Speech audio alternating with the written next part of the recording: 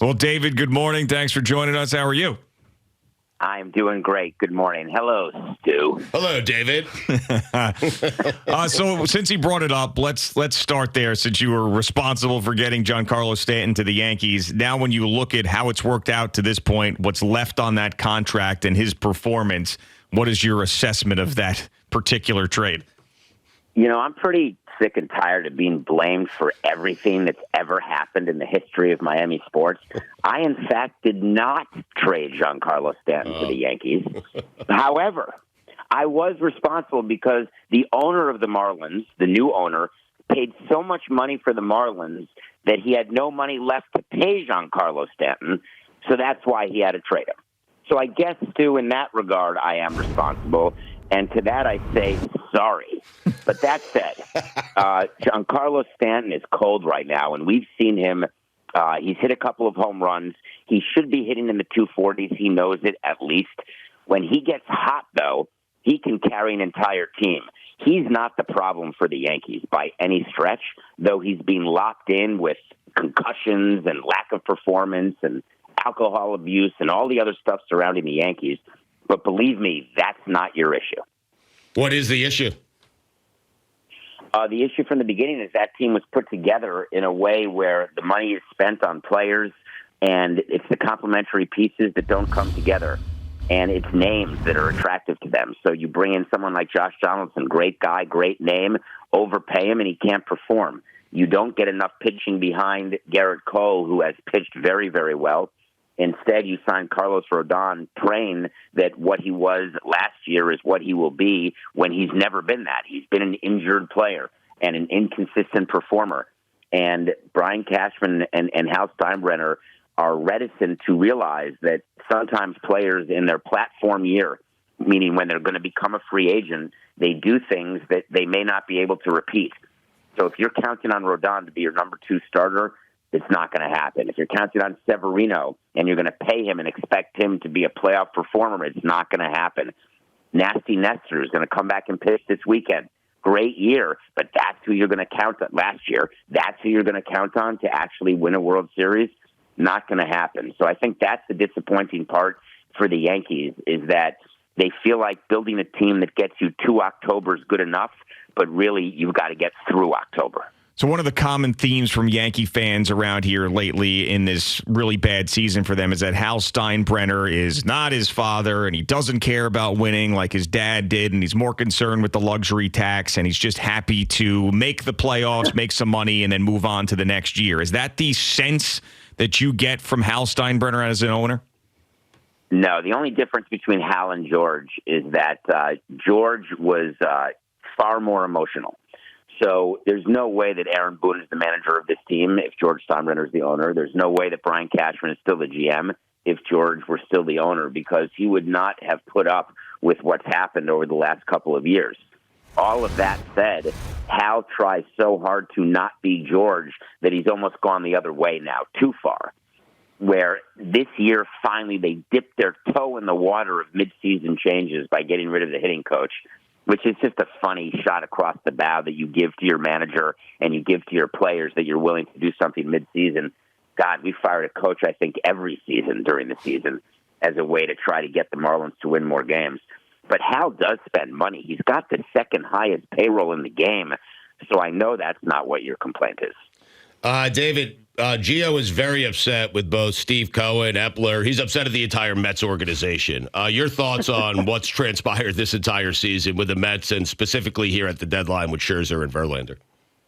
I think he should be angry that Steve Cohen has such bad PR people and that he doesn't understand what he should be saying and how he should be saying it. You can't be angry that he's willing to have the highest payroll in the history of the game and pay that luxury tax that's even higher than the A's payroll. You could be angry that they thought bringing in Scherzer and Verlander would be the difference. It's very hard. Those names are great, and new owners get seduced by names, but they weren't who they are, who they used to be. They just are not that. And you could be upset with Steve Cohen for having Billy Epler around and not finding a better president of baseball operations, but he's going to cure that with David Stearns here going forward. And you could be upset if you thought that he was going to be the Marlins, where he'd let go of payroll and then not replace it. But what if your payroll next year is back to $300 million? You can't be upset that he spent money on the wrong players. You can be not happy with your season, but you've got another chance next year. With the Marlins, we would spend money. If it didn't work after 2.5 weeks, we'd get rid of the players and not replace them. Steve is going to replace them. Yeah, and I think it's who he's going to replace them with going into 2024 that concerns me as we talk to David Samson, former Miami Marlins president, because he basically said and told Scherzer and confirmed this with reporters that he is not going to bring in premium free agents next year. And all of us that were Met fans making the transition from the Wilpons to Steve Cohen thought when a guy like Shohei Ohtani was going to hit the market that Steve Cohen would be there with the biggest offer. And it doesn't seem like he's anywhere close to being in on Shohei Ohtani as we sit here today. Yeah, I totally disagree. He will absolutely be in on Shohei Ohtani. There's thoughts within ownership that a couple things happened with Shohei. One, when he first signed with the Angels, there was a memo sent by the commissioner to all the teams which said, hey, if you're negotiating with Shohei Ohtani, and at that point we didn't know how good he was going to be. He was just coming from Japan. You may not offer him anything other than international slot money. No side deals, no backroom deals, because we're going to find out about it. We always thought within the game that the Angels did something nefarious, because why did he go to the Los Angeles Angels? The Yankees at that time were opening up money to sign him, if you remember. They had extra international slot money. It wasn't enough, and it didn't get the deal done. But I've always thought that Shohei is going to re-sign with the Los Angeles Angels of Anaheim. There's also staying on the West Coast, which is of interest to Shohei Ohtani in theory. But if the New York Mets come in, and they will, with a significant offer, will it be enough bigger than the next offer to get him to come east and come to New York? Maybe, maybe not. But I bet you $1, Mortimer, that Ohtani will be contacted, if he hasn't already been, by the Mets, and there will be a significant offer made. So, in terms David, of premium free agents, just hear me quickly. Yeah. There are no premium free agents other than Ohtani. So when he says that, that doesn't mean he's not going to spend money, because there's also the trade market. So, David, I think where Met fans are confused, and I think Gio as well, why would Steve Cohen back up what it is Max Scherzer said once he was traded away from the Mets? Because really what Steve Cohen was saying is the concept of being all in, or of having just stars that make you win. He's right that you can't sign a bunch of free agents. Stu, you know this from the Marlins in 12. Yep. You can't sign a bunch of free agents and all of a sudden expect that you are going to win. You have to have a good farm system that produces young, outperforming players at the big league level. Then you sprinkle it with good free agents. But when your payroll is $300 million, of course you're going to sign players and you're going to have free agents. But Quintana is a great example. He's not a premium free agent, but boy, he's helpful in a rotation. Having the ability to spend $13 to $25 million on players, and a lot of players, that's not what most teams can do. Only the Mets and the Yankees, frankly. So I think what he meant is no premium, because Ohtani's the only premium, but we're going to be competitive and we're going to try to win. But he knows now, just buying players, it doesn't guarantee winning. Yeah, but also if you think about last offseason, yes, you brought in Justin Verlander, who replaced Jacob deGrom in the rotation, and Kodai Senga, who replaced Chris Bassett. But they spent a lot of money retaining their own guys. I mean, they gave Brandon Nimmo a ton of money. They gave Edwin Diaz a ton of money. They paid Jeff McNeil. I mean, I think that everybody has this idea that Steve Cohen bought every free agent last year, and that's what sunk the team. But a lot of money was spent on just keeping guys. And then one of the things that Steve Cohen said yesterday or 2 days ago now, he said the team is not going to be as star-studded next year as this year. And I tend to believe him. I don't think that he's lying. That's where I'm getting this. He's not going to really go after Shohei Ohtani stuff. So he's just preparing you for the fact that they're not going to get Shohei. It doesn't mean they're not going to try to get Shohei. Okay, I hope so. I really do. That's what we've been trying to tell you here for 2 days. Yeah, I mean, listen. No, you haven't. Unless Steve Cohen says to me privately that he's going to make an offer, I'm not going to believe it until I see it. I promise you, David Samson knows exactly what Steve Cohen is doing. Well, I believe him a little bit more than you and Chris Lopresti, but I'm still not ready to believe it. You know? I understand, but you have the former Marlins team president telling you that this is what Steve Cohen's going to do. This is why he is going to do it. Like, David, he's going to make that offer just to save face with his fan base, right? Even if he knows Ohtani's not coming. You can bet your bippy that there will be a leak at some point this offseason that the Mets were in on Ohtani, and you're going to see many, many fan bases do that, many organizations do that. Remember what happened with Aaron Judge last year? Yeah. And how San Francisco and who knows where else. Leaks come out from agents because they want there to be competition, and leaks come out from teams because they want their fan bases to know, hey, we were in this, but Shohei wanted to stay on the West Coast, or Shohei had a deal to stay with the Angels. Whatever the story that you can spin. Now, that's assuming the Mets get better PR people, and they could use it, and I'm not impugning their director of public relations communications. I'm definitely impugning Steve Cohen's ability to deal with Twitter and to deal with press conferences. And that's why you really don't want your owner speaking, because that's not what they do for a living. And every time Steve takes the microphone, he is saying things that enable all of us, all the fans, to criticize. But, of course, that's what my whole show is. David, did you guys, all the time with the Marlins, did you guys make an offer simply to appease the fan base, knowing you weren't going to get a guy? Oh, my God, almost every day. We would go so far as to go to the Dominican to have lunch with Cespedes, and we'd make an offer. We spent time sleeping on Dan Lozano's couch in 2012 to get Pujols. Come on. Of course we were doing that because we wanted the fans to say, hey, we're not the farm system for everybody else. We're trying. But you know when you are going to get a player. And there are some times that we thought we were going to get a player and we didn't. But the worst thing you can do is when you make an offer to a player who accepts it without even talking to you or visiting with you.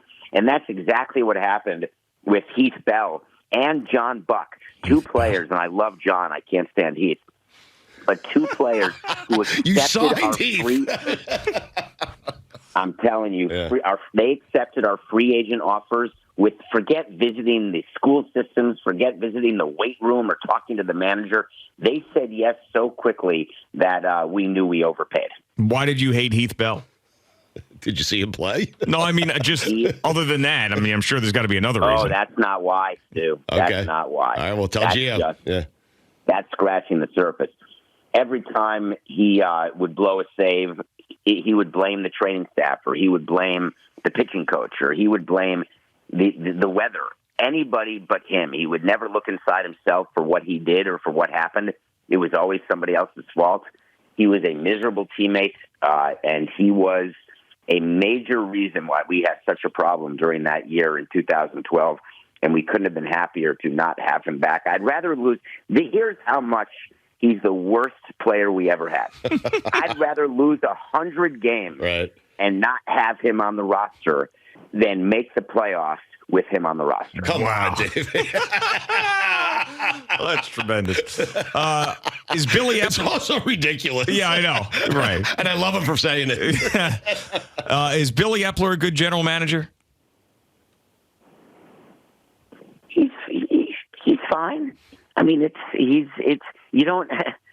I would always say to our GMs, you don't need to be good to tell me to sign the best free agent on the market. The way you're good is when you come to me with players I don't know and say, hey, we can get this guy for a few million and he's going to be in Cy Young consideration. Or we can trade for this player. We can get Dan Uggla for Rule 5, start him at second base, and he's going to hit 30 home runs for you. That's being a good general manager. And having good people around you, knowing when to listen and when not to listen. These GMs don't scout every player in the minor leagues. They listen to their people. So the Verlander deal is a great example. Billy Epler was not saying, oh, these are the guys from Houston that I love. I watch them play every day. It's a bunch of horse hockey. They've got people in scouting and professional scouts and cross-checkers who are out looking at young players, and whoever has the ear of Billy Epler and Steve Cohen, and it could be anybody inside or outside the organization who has Steve Cohen's ear, those are the people who've got the real power in the organization. But, you know, Billy, does he manage the team well? if I had $350 million every single year, I feel like I'd be pretty good. How about Cashman? You got to give Cashman credit. He knows what used to work. I feel like Cashman is the typewriter guy. He meaning when the computer got invented, there were still people who wanted to keep using the typewriter because they didn't want to acknowledge what was happening now, and they were okay with the way things used to be. The way he's building a team and has continued to build a team, and his frustration level being he has such great frustration tolerance that he doesn't make midseason changes. He's very calm about what's going on, and that is sort of old school. And that's the calmness that the Yankees needed after Steinbrenner's craziness, George, with all the different managers and general managers. But it's been 20 years, 25 years. He's a Hall of Famer, but you sort of get the feeling. I look at him still a little like Pat Riley, right? Pat Riley, Hall of Fame, the best ever. But the game, he's getting older now, and the game is changing. And how do you react to that change? And I wonder whether or not the Yankees need a fresh start everywhere. Yeah, and I thought it should have been at the end of last year, and instead they gave him a 4-year contract extension, so he's not going anywhere regardless of how this season ends. All right, David, thanks for the time this morning. Thanks so much for watching the video. Please like and subscribe. And don't forget to hit the bell so you're notified when we're dropping new content.